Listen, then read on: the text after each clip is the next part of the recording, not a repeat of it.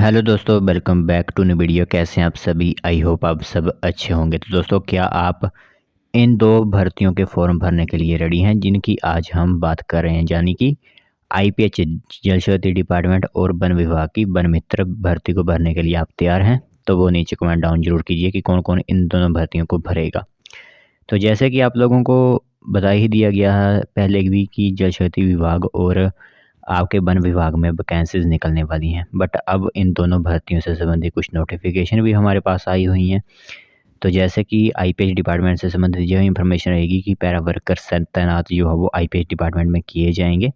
5,000 लगभग पद आपको यहाँ पर देखने को मिलेंगे, जिसकी 3 कैटेगरीज होती हैं। एक होती है पंप ऑपरेटर, एक होती है आपकी फीटर और मल्टीटास्क वर्कर। और वन विभाग की तरफ से तो सिर्फ एक ही कैटेगरी जो है वन मित्र। फॉरेस्ट गार्ड को अभी फ़िलहाल आप बंद ही रखिए क्योंकि उसकी कोई नोटिफिकेशन नहीं है। तो जैसे कि डिवीज़न वाइज वैकेंसीज़ आपकी फ़िलअप होनी है, दूसरी बीट वाइज आपकी वैकेंसीज़ फ़िलअप होनी है।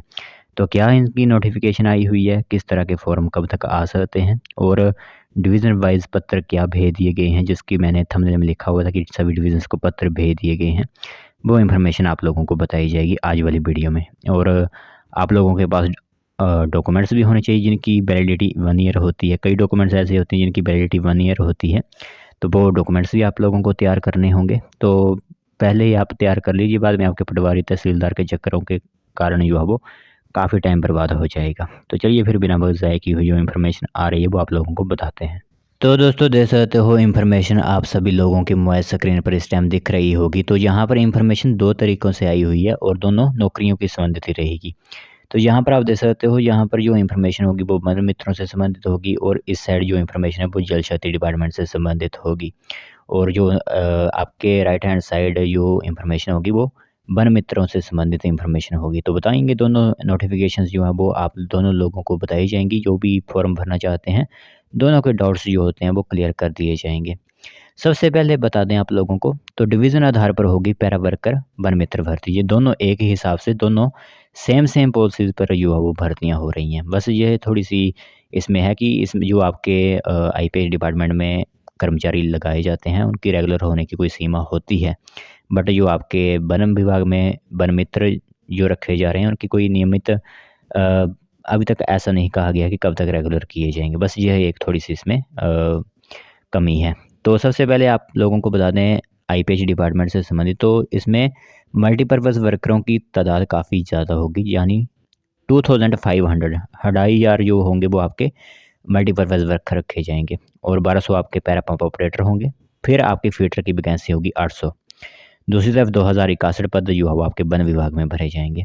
तो जल शक्ति विभाग में पैरा वर्कर भर्ती पर विभाग ने काम शुरू कर दिया है।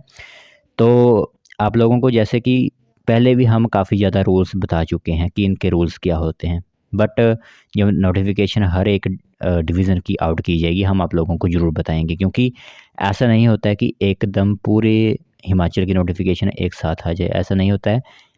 अलग अलग डिवीज़न, जितने भी डिवीज़न है वो अलग अलग तरह से अपने अपने नोटिफिकेशन और अपने अपने एप्लीकेशन फॉर्म आप लोगों को देते हैं। तो वो पूरी इन्फॉर्मेशन के लिए आपको हमारा चैनल देखते रहना होगा।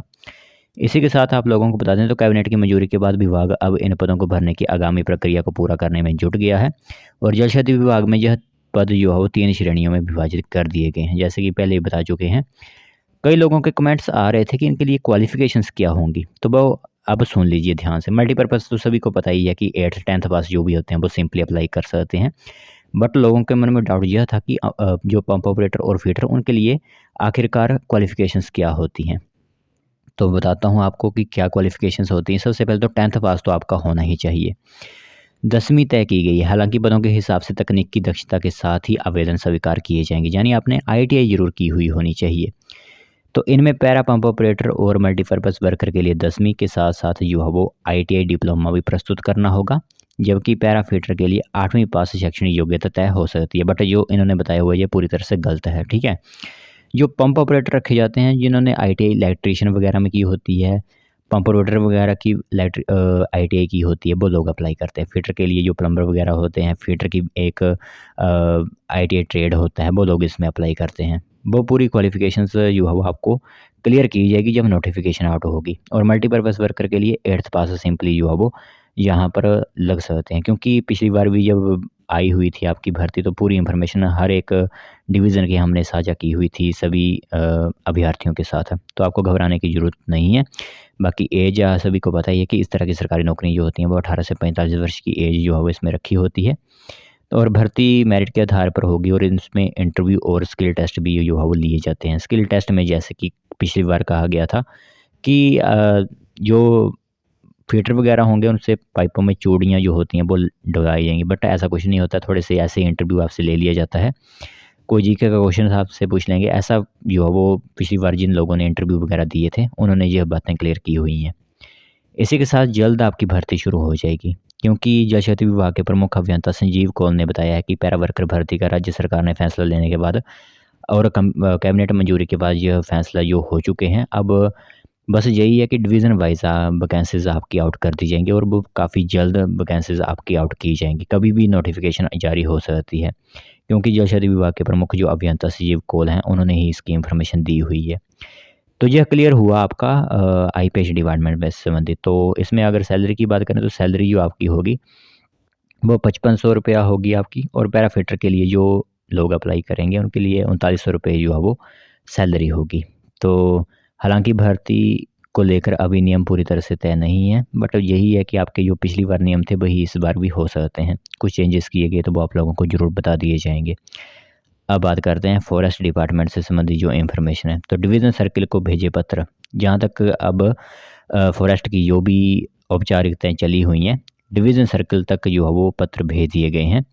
और 2061 पदों की भर्ती से अलग रहेंगे आला अधिकारी, यह ध्यान रखना होगा। इसी के साथ जो भर्ती होगी वो पारदर्शिता बरतने को एसडीएम की अध्यक्षता में बनेगी कमेटी, और 30 नवंबर से शुरू होगी आपकी आवेदन। जो फॉर्म अप्लाई करते हैं वो 30 नवंबर से शुरू हो जाएंगे, और ट्राइवल में जो है 15 जनवरी तक चलेगा सिलसिला। जो ट्राइवल एरियाज़ आते हैं, जो हिली एरियाज़ आते हैं, जैसे कि आपके चंबा के कुछ इलाके, पांगी, भरमौर वगैरह ट्राइवल एरियाज़ आते हैं, तो इनमें जो है वो समय 15 जनवरी तक का दे दिया जाएगा, क्योंकि वहाँ पर स्नो वगैरह भी पड़ी होती है तो लोगों को कठिनाई होती है फॉर्म पहुँचाने की, तो इनके लिए थोड़ा समय ज़्यादा दे दिया जाएगा।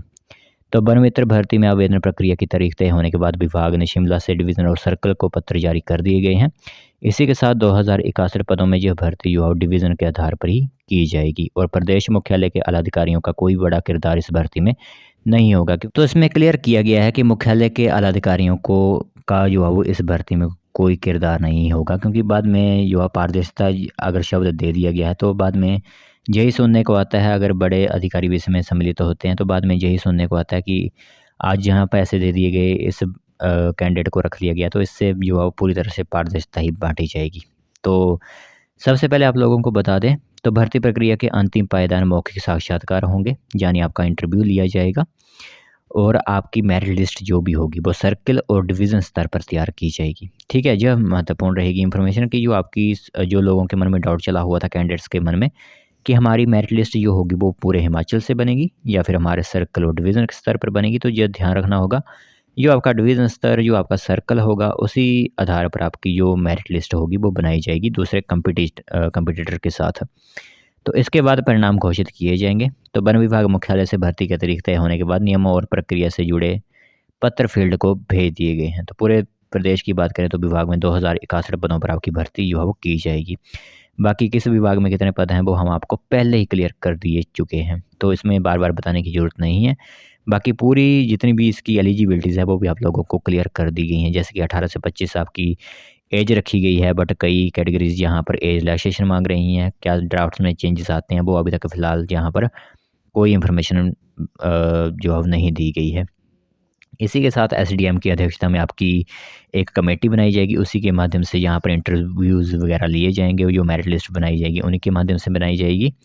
और इसी के साथ आप लोगों को बता दें यहाँ पर, तो सर्कल और डिवीज़न स्तर पर भर्ती कमेटी सभी पदों को जो है आवेदन स्वीकार करने से मौखिक साक्षात्कार तक का इंतज़ाम करेगी। और बाकी अगर फिज़िकल की बात करें वो तो वन विभाग के जो भी कर्मचारी है वो खुद जो है वो फिज़िकल ले लेंगे। ठीक है, तो यह इन्फॉर्मेशन महत्वपूर्ण सोचा आप सभी लोगों को बता दें, क्योंकि 2 भर्तियाँ इस टाइम चरम सीमा पर पहुंची हुई हैं। हमारी पहली भर्ती जो आईपीएच की जो अभी जो है वो आउट हुई है, और दूसरी भर्ती जो काफ़ी दिनों से आउट हो चुकी है, हमारी वन मित्र पॉलिसी, उन सभी से संबंधित इन्फॉर्मेशन सामने आ रही थी। और कई डाउट्स होते हैं, जैसे कि आईपीएच डिपार्टमेंट से संबंधित जो कैंडिडेट्स अप्लाई करना चाहते थे उनके लिए क्वालिफ़िकेशंस की जो है वो यहाँ पर काफ़ी ज़्यादा डाउट्स थे। तो क्लियर कर दिया गया है कि जो मल्टीटास्क वर्कर के लिए अप्लाई करते हैं उनके लिए 8th पास होना ज़रूरी है।